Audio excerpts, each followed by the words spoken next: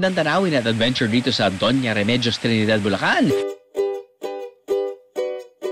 May mga pagkain dito nyo lang matitikman. Gaya na lang ng tradisyonal na pagsasaing sa Bulacan. Tansya-tansya lang sa loob ng dahon ng saging. Yun, dahon ng saging! Ipahingi na naman yan, sir.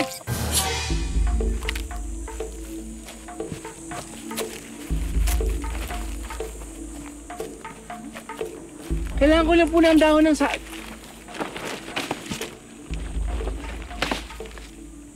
May sakit ka. May sakit ang ulo mo. Alam ko, may sakit ang ulo mo. Hindi po. Sakit ang ulo mo. Ayan, yan. Sakit ang ulo mo. Ay, may sakit ng dibdib mo at saka likod mo. Huwag mong gagalawin to. Acting to. Yan. Yan.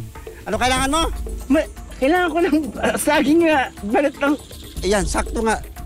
May kabag ka. Lagay mo yun dyan, ha? Ayan, yan. Oh. Pogi ka nga. Tigilan mo na yung dami mo ng anak.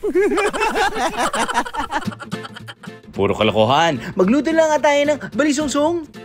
Bali, ito po yung balisungsong o balisuso. Balisuso. Opo, karaniwan po ito na dito sa DRT kasi po wala po dito masyadong kuryente. May area lang na may kuryente. Paano niyo po pine-prepare bawat piraso? Bali, ito po, hugasan muna po natin mabuti yung bigas. Then lalagyan po natin ng konting asin. Ikukorting hugis apa o cone ang binilad na dahon ng saging. Huwag naman po masyadong malaki yung butas. Wala na po tayong bigas na malalagyan. Tama po. Wala po talaga. Opo. Yan. Ilalagay naman ang nahugasang bigas sa ginawang cone. So, hindi po natin papaapawin kasi po ilalak po siya. Para naman po malaman namin kung natutunan niyo po. Sige po, in 2 minutes dapat po mapuno niyo po ito. Ha? Yes po. Isang beses ko pala nasubukan eh. Kayang-kaya niyo po yan in 2 minutes. Nang hamon pa ang hinamon no? Haha! Siyempre di tayo atras.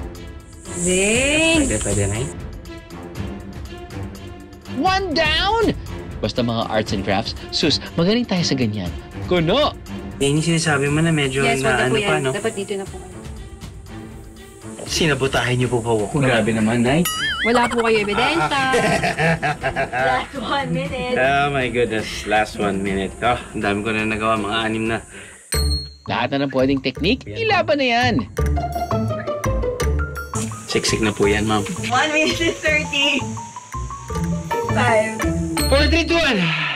Galing. Puno na po. Oh. Puno na po ba? Yes po. Sobra pa. Grabe. Parang lumaki to. Kanina mamaliit lang tong... Baka lang naman makalusot. Hihi! Kung ang tradisyonal na pagsasaing ay may sukat ng tubig, Dapat lubog sa tubig ang mga balisungsong. isasaing ito ng 1.5 oras.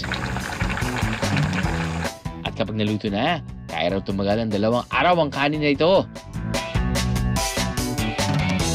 Yun oh. Mainit-init po oh. Teka. Kasi kanin lang to, hindi naman to suman eh. Parang kailangan may kabagay na ulam na pwedeng tikman to ah. Yun oh! Adobo! Thanks, Kuya Gomes! Ang bango, grabe. Teka, tignan muna natin to. Ay, oo nga.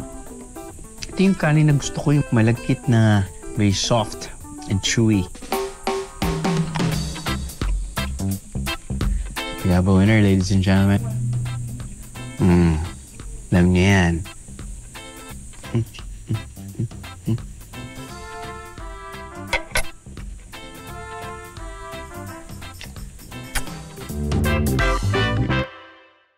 Ano, nabitig kayo sa biyahe? All you gotta do is just subscribe to the YouTube channel of GMA Public Affairs and you can just watch all the Behind the Drew episodes all day, forever in your life. Let's go! Yeehaw!